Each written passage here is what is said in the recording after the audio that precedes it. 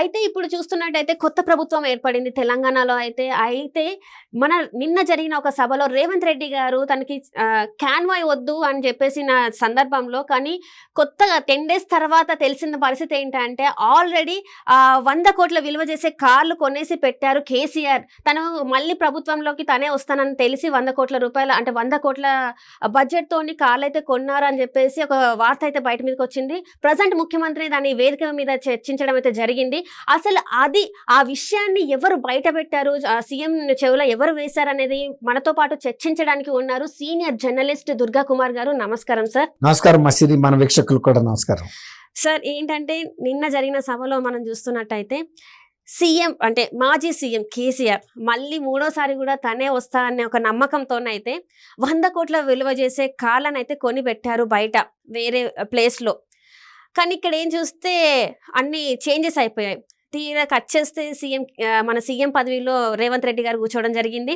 అయితే ఇక్కడ ఏంటంటే తన కాన్వాయ్ వద్దు, ఉన్న కాలాన్ని బాగా చేపించుకుందామని చెప్పుకొని తను ముందే చెప్పారు. కాకపోతే ఒక అధికారి మాత్రం లేదండి ఇట్లా జరిగింది, 22 కార్లు అయితే మేము కొన్నాము, మళ్ళీ కేసీఆర్ ప్రభుత్వం వస్తుందని చెప్పేసి కేసీఆర్ కొన్నారని చెప్పేసి దాని విలువ ఇది అని. అసలు ఇది ఇంతవరకు ఇందులో వాస్తవం ఉందంటారా లేదంటారా సార్? ఇది 100% వాస్తవమేనమ్మా. 100 కోట్ల విలువ చేసే కార్లు కొన్నారంటారు. 22 రేంజ్ రోవర్స్ కార్లు కొన్నమాట వాస్తవం. రేంజ్ రోవర్స్ అది ప్రైమ్ మినిస్టర్ వాడే కారు కాన్వాయ్ లో వాడతారట. అంటే మనకి ఇక్కడ వాడొద్దని నేను అంటలేదు, కానీ అంత రహస్యంగా దాయాల్సిన అవసరం ఏంటి? తర్వాత 3వ సారి కూడా తనే చీఫ్ మినిస్టర్ అవుతా అనే ఒక నమ్మకంతో కొన్నాడు ఆయన. ఇక ఆయనకి ఏమాత్రం కూడా అపనమ్మకం లేదు నేను గెలవలేను అని.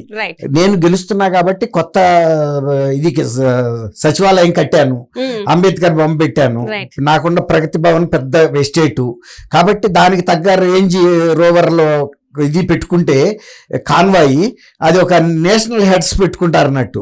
ఒక స్టేట్ హెడ్ గా మరి ఆయన ఏమనుకున్నా అంటే రిచ్ స్టేట్ కి నేను చీఫ్ మినిస్టర్ అని కేసీఆర్ గారు అనుకున్నాడు. కానీ రేవంత్ రెడ్డి గారు వచ్చేటప్పటికి దాదాపు 6.5 నుంచి 7 లక్షల కోట్ల రూపాయల దాకా అప్పులున్నాయి. ఈ పరిస్థితి గుండె గుబేల్ మంది ఎవరికి? రేవంత్ రెడ్డి గారికి ఇంత అప్పుల భారం పడింది. మనం ఇంకా ప్రజలకు అనేక హామీలు ఇచ్చాము, ప్రభుత్వాన్ని నడపటం ఎట్లా, తర్వాత అవతల కాళేశ్వరం ప్రాజెక్ట్ చూస్తేనేమో దాని పరిస్థితి బాగాలేదు, ఇప్పుడు పరిస్థితి తెలియదు, దానికి ఎంత రిపేర్లు పెట్టాలా, అసలు పనికొస్తా రాదా, ఇన్ని అవస్థల్లో ఉన్నాడు ఈయన. అప్పుడు ఆయన ఏం చెప్పాడంటే, అంటే నేను కొత్త కాన్వాయ్ నాకు అక్కర్లేదు, తెలుసు ఆయనకి ఇది మినిమం 50 కోట్లు రేంజ్ రోవర్ కాకపోయినా ఇంకొక రకమైన కొన్నా 50 కోట్ల దాకా అవుతుంది. ఇప్పుడు మనం రాష్ట్రం ఆర్థికంగా అప్పుల్లో ఉండి మొన్నే కదా శ్వేతపత్రాలు ప్రకటించారు కదా అనుకుని ఆయన 2 సార్లు ఫస్ట్ వచ్చినప్పుడే చెప్పాడు కాన్వాయ్ కొత్తగా మీరు పెట్టొద్దని. పెడతా అంటున్నప్పుడు అప్పుడు చెప్పలా రెడీగా ఉన్నాయని. కొనాలేమో ఎందుకులే ఇదంతా అని ఆయన ఉండాటిని బాగు చేయండి, చీఫ్ మినిస్టర్ గా వాడే కారుని మాత్రం నా సొంత కారుని తెచ్చుకుంటాను ఇక్కడికి, కాబట్టి మీరు దాని గురించి ఏమి ఇబ్బంది పడొద్దు, ప్రజల డబ్బుని దుర్వినియోగం చేయొద్దని చెప్పాడు. అప్పుడు దాకా కూడా వాళ్ళు సైలెంట్ గానే ఉన్నారు. 10 రోజుల క్రితం అంటే దాదాపు ఆయన గెలిచి దాదాపు 1 month కూడా అవుతున్నట్టుంది, 25 రోజుల్లో.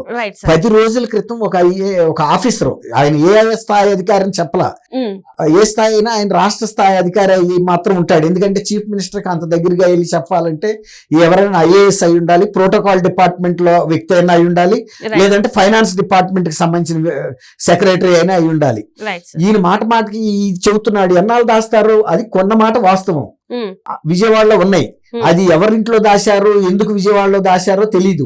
అది రాష్ట్ర ప్రభుత్వం ఖజానా నుంచి ఆ షోరూమ్ వాళ్ళకి పే చేసిన మాట వాస్తవం. అది దాదాపు 3 కోట్ల పైచీలకు ఉంటాయి ఒక్కొక్కటి, ఒక 20 లక్షలు ఎక్కువ కూడా ఉండొచ్చు. ఇది ప్లస్ దాన్ని బుల్లెట్ ప్రూఫ్ చేయిస్తున్నారు, ఇంకా ఎక్కువ ఖర్చు అవుతుంది. దాని మూలాన ఒక 90 నుంచి ఒక 100 కోట్ల దాకా ఖర్చు అయ్యే అవకాశం అయితే ఉంది. అప్పుడు ఎందుకు చెప్పారంటే ఈయన మాటకి నేను కొత్త ఇవి కొంటలేదు, ఏ బాగు చేయండి అంటున్నాడు కాబట్టి ఇక అది నిజం. ఎన్నాళ్ళు దాస్తారు? అది బయటకి కక్క తప్పదు కదా, నీకు వాంతి వస్తుంది, ఎన్నాళ్ళు దాయగలవు? కక్కేస్తావు. ఇప్పుడు వాళ్ళు ఎన్నాళ్ళు దాస్తాం ఈ నిజాన్నని మెల్లిగా చెప్పారు. అయ్యా జరిగింది ఏంటంటే, ఇంతకు ముందర మేము ముఖ్యమంత్రి గారి ఆదేశాల ప్రకారం 22 రేంజ్ రోవర్స్ కొత్తయి, అన్ని కొత్తయి కొని మేము రెడీగా విజయవాడలో పలానా సాట ఉంచాము, అవి రావటమే ఆలస్యం అని. అదే గనక ముఖ్యమంత్రిగా కేసీఆర్ గనక ప్రమాణం చేస్తుంటే ఆ ప్రమాణం చేసే టైంకి అక్కడ ప్రమాణ వేదిక దగ్గరికి వచ్చేసాయి. ఆయన కొత్త కాన్వాయ్లో వెళ్ళటం, ఆయనకు కావాల్సిన వాళ్ళకి మిగిలిన వాళ్ళకి కూడా అక్కడే ఇచ్చేసేవాళ్ళు, మంత్రులకో ఎవరికన్నా ముఖ్యులైన వాళ్ళకి. అది జరిగిన మాట వాస్తవం, అందులో 100%. ఇప్పుడు రేవంత్ రెడ్డి గారు బాధపడేది ఏంటంటే ప్రజల చెమటతో కట్టిన పన్నులతో వచ్చిన డబ్బుని ఈ విధంగా రేంజ్ రోవర్ కార్లు 22 కొనటం ఏంటి?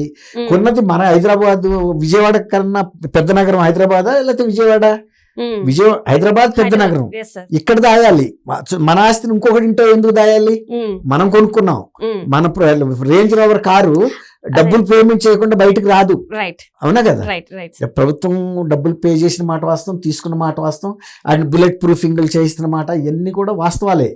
అయితే ఇప్పుడు రేవంత్ రెడ్డి గారికి ప్రజలకు వచ్చిన అనుమానం ఏంటంటే అసలు విజయవాడలో ఎందుకు ఇవి దాయాల్సి వచ్చింది, అసలు ఏ షోరూమ్ లో ఇవి కొన్నారు, ఇవి కొన్న షోరూమ్ వాళ్ళకి చాలా ట్యాక్స్ వెళ్తుంది ఆ ప్రభుత్వానికి. ఏ రాష్ట్రంలో అయితే కొంటారో, సపోజ్ అది హైదరాబాద్ లో కొంటే తెలంగాణ స్టేట్ కి కనీసం ఒక 10% ట్యాక్స్ రూపంలో వస్తుంది. అన్ని లగ్జరీ ఐటమ్స్ కదా, సూపర్ లగ్జరీ ఐటమ్స్, విపరీతమైన ట్యాక్స్ పడుతుంది, జిఎస్టి. అందువల్ల అక్కడ ఎందుకు కొన్నారు, తర్వాత ఎక్కడైతే కొన్నారో అక్కడే వాటిని రిజిస్ట్రేషన్ చేయిస్తారు, లైఫ్ ట్యాక్స్ కట్టించుకుంటారు. ఆ లైఫ్ ట్యాక్స్ కట్టించుకున్న సందర్భంలో ఆ ట్యాక్స్ ఆ ప్రభుత్వానికి వెళ్తుంది. చాలా ఆదాయం కూడా వెళ్ళిపోయింది. మనం ఇక్కడ ప్రభుత్వంలో ఉండి మన హైదరాబాద్ లో కొంటే ఆ పన్నులంతా తెలంగాణ ప్రభుత్వం ఖజానాలో జమ అయ్యాయి. విజయవాడలో కొన్ని ఉంటే విజయవాడ ఆంధ్ర మనకు వ్యతిరేకం అని ఉద్యమమే చేసి వెళ్ళి ఈ ప్రజల డబ్బు తీసుకెళ్లి ఆ ప్రభుత్వానికి కట్టడం ఏంటి అనేది ఒక పెద్ద నైతిక విలువలకు సంబంధించిన ప్రశ్న. అది ఇప్పుడు రేవంత్ రెడ్డి గారు దాన్ని శోధిస్తున్నాడు. ఏ షోరూమ్ లో కొన్నారు, తర్వాత లైఫ్ ట్యాక్స్ ఏ స్టేట్ కి కట్టారు, ఇవన్నీ కూడా డీటెయిల్స్ బయటకు వస్తే ఆయన బహుశా ప్రెస్ కూడా రిలీజ్ చేస్తాడు. ఇదే రహస్యమైన విషయం కాదు, ప్రజల డబ్బుతో కొన్న డబ్బు. ఒకవేళ ఇది కేసీఆర్ నిజంగా చేశారు అనుకుంటే కేసీఆర్ మీద ఏమన్నా కేసు పెట్టే ఉంటాయి అసలు సిచ్యువేషన్స్? ఇప్పుడు మన చంద్రబాబు నాయుడు గారి మీద పెట్టారు కదా మా skill development case. Skill development case కన్నా వరస్ట్ కేసు ఇది. ఎందుకంటే ఇది ఒక 100 కోట్ల రూపాయలు ఆల్రెడీ ఇక్కడ ఉంది, దాన్ని ఏమంటారు కాన్వాయ్ ఉన్నప్పుడు మళ్ళీ ముందే ఏ ప్రభుత్వం వస్తుందో తెలవకుండానే కొనటం ఎందుకు? ఇప్పుడు వచ్చే ముఖ్యమంత్రి కొనుక్కుంటాడు కదా తనకి నచ్చిన బడ్జెట్ లోను. ఇప్పుడు మరి 100 కోట్ల రూపాయలు బాధ్యతారహితంగా ఎవరో ఒకరు సంతకాలు పెట్టకుండా అయితే ఆ ఫైల్ మూవ్ అవ్వదు కదా. ఆ మూవ్ అయిన వాళ్ళందరి మీద ఆర్థికంగా చర్యలు తీసుకోవాల్సి వస్తుంది, ఆర్థిక శాఖ కార్యదర్శి మీద కూడా ప్రత్యేకంగా తీసుకోవాల్సి వస్తుంది, ప్రోటోకాల్ డిపార్ట్మెంట్ కి సంబంధించిన వాళ్ళ మీద కూడా. ఎందుకంటే ఇది చాలా ఒక రకమైన కుంభకోణమే, ఇది కూడా కుంభకోణం. ఎందుకంటే అంత అవసరం ఉంది. ఎలక్షన్ వచ్చి ప్రభుత్వాలు మారుతున్న టైంలో కాన్వాయ్కి వచ్చిన తొందర ఏముంది? కాన్వాయ్ ప్రస్తుత ముఖ్యమంత్రి వచ్చి ఆయన ఒక రాజు, తెలంగాణ సంస్థానం, సో రాజుకి కావాలి కాబట్టి ఆయన ఎప్పుడు కూడా ఆయన అదే అంటాడు కదా సార్, నేను ఒక రాజుని అని చెప్పేసి. సో ఆయన దొర కాబట్టి, దొర ఇలాలి కాబట్టి, దొరకి ఇంతకుముందు ఎడ్ల బండ్లు ఉండేటివి, ఇప్పుడు కాన్వాయ్లు రిచ్నెస్ కోసం. అది రైట్, బాగా చెప్పామ్మా Siri. Right sir, right. Thank you so much sir. ఇది వాటి చర్చ. ఇన్ కేస్ ఈ 22 కార్లు 100 కోట్లకు సంబంధించింది అయితే దీని మీద ఎలాంటి యాక్షన్ ఉంటుంది అనేది మాత్రం ఇంకొన్ని రోజుల టైం పడుతుంది. రేవంత్ రెడ్డి గారు దీని మీద అయితే ప్రెస్ మీట్ కూడా పెట్టే ఆలోచనలో ఉన్నారు, అంటే ఎక్కడ కొన్నారు ఏంటి అనేది. సో ఇది తెలవాలంటే మనం ఇంకొన్ని రోజులు అయితే వేచి చూడాల్సిందే. Thank you.